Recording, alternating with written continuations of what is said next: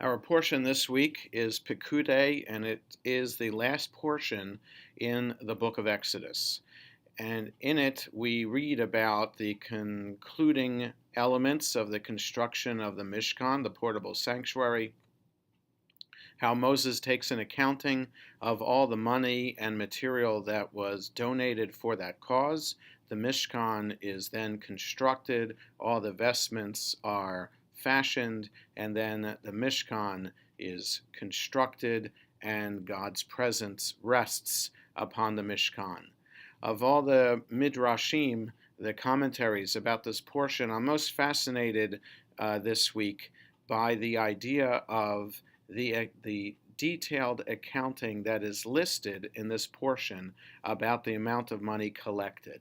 We're told at the beginning of the portion Truma that people were supposed to give voluntarily to the Mishkan for all the material and gold and silver, everything that would be needed.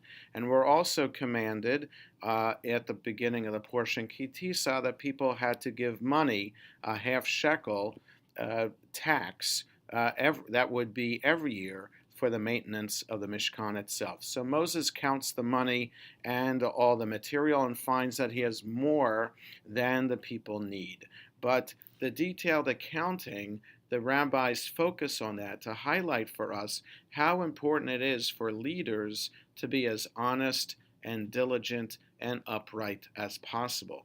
That leaders need to be trusted.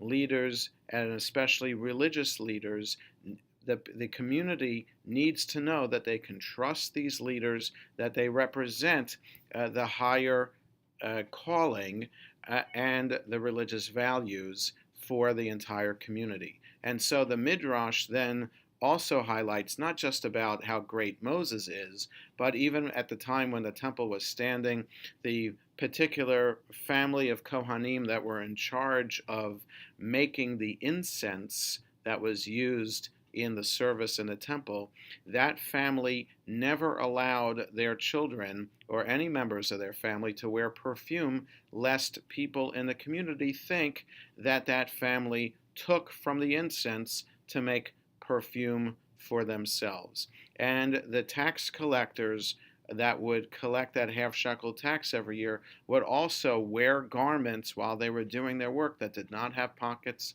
and had short sleeves in order to reassure the people that they are not stealing or absconding with any of the funds.